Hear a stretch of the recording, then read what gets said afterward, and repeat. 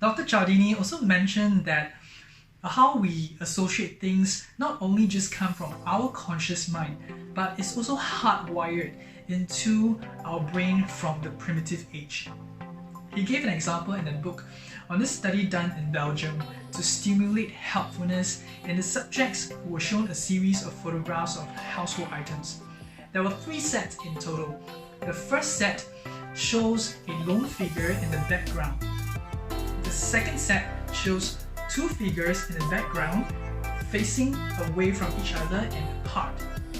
And the third set shows that 2 figures in the background close to each other, shoulders side by side.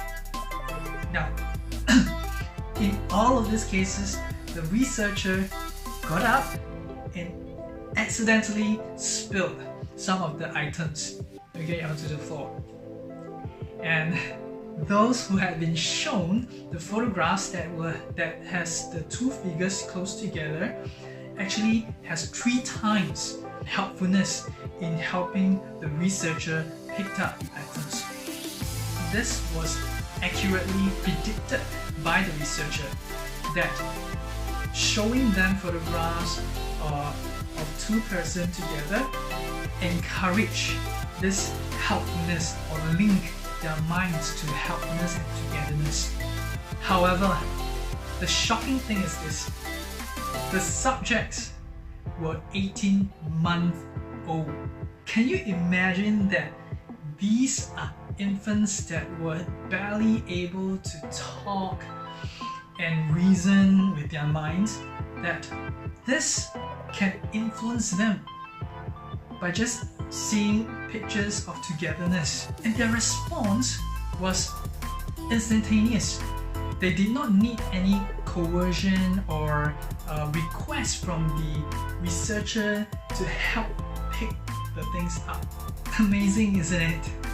Dr. Cialdini also mentioned that we can use persuasion to bring our intent into action.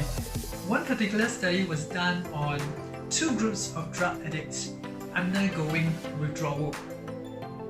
Now, both of them were asked to come up with an employment history so that it can help them with finding jobs after their release. One group, we call them the control group, were given instructions to say that they have to come up with this employment history at the end of the day. Okay? The other group were given the same instructions, but with an additional statement, which is to set the if, when, then plan. They were asked to come up with this statement plan of if or when lunch is over and there is an available space at the lunch table, then I will write my resume or compile my employment history. So the control group, at the end of the day, none of them has written the employment history. However, comparing to those who have made the if, when, then plan, 80% of them handed up their employment history. Amazing, isn't it? So, if you intend to do something, for example, lose weight, it can help you gain even more of it by just saying, I want to lose weight by the end of this month, or I want to lose 5 kg by the end of this month. You could add on to say, if I reach home after work tonight and it doesn't rain, then I'll go for a 30 minutes jog. Add this into your plan and then see what happens. At this point in time, you may be thinking to yourself, oh gosh, there's just so many ways and methods to influence us, to persuade us, environments are dropping cues on us that we don't even know. And I thought I am a very rational person. So how can we avoid this persuasion, right? A simple method is to be reminded. Because once we are being reminded, our brain will start to be triggered and do a recalibration. Let's talk about some of the situations that is more common and we are more aware of first. One of them is, do you know that you are more influenced or you're more susceptible to buying from infomercials in the late night or through online shopping sites when you're browsing them at night. That's because our mental energy is lower and we may not be able to resist that emotional trigger that ads have. Another situation is in places where we are not given enough time or limited time to consider about the products, the services, or things that we want to buy. And we could be persuaded or persuaded into that because of a secondary feature, and it's not based on our primary needs. Secondary features can be like a persuasive salesperson.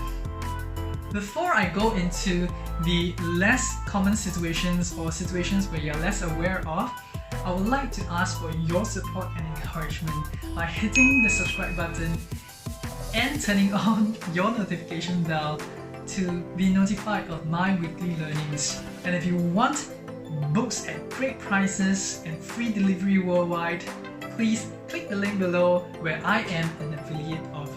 This small gesture of yours will encourage me to provide even more valuable content for free.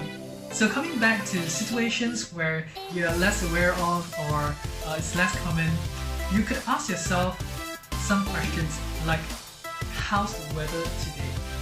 Okay, this will redirect your focus to something else like the weather, and your brain will start to recalibrate itself and balance itself in decision making.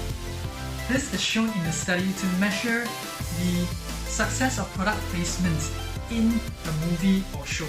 We know that what's in focus will be more readily recalled, right? So this study shows exactly that. However, it went a little bit deeper.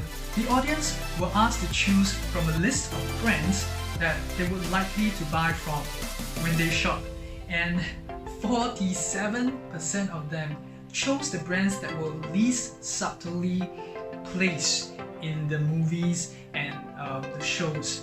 Only 27 of them chose the brands that were prominently shown. This is because the people recognize that these are the techniques used by advertisers and it can influence their buying decision. So that's why this reminded them to have the information recalibrated in their brain to see whether this is a brand that they really like. In this case, the reminder was the overly exposed product placement.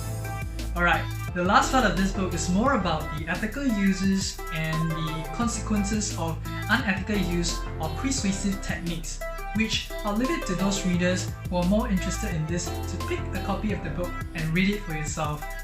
With this, I thank you for watching, wish you well, and see you in the next video. I hope this video has brought value to you. If it did, give me a thumbs up, comment below, or share it with a friend you care about, because you're not just sharing a video, you're sharing content that could make a difference in people's lives. And remember to hit the subscribe button or the notification bell to be notified of my weekly learnings from the books I've read on relationship, business, and personal development. Thank you. Do check out these other books I've reviewed. I hope they'll bring more value to you and inspire you to bring out your best potential. If you like this, hit the subscribe button and be part of the journey to inspire learning. Leon here, wishing you well and see you in the next video.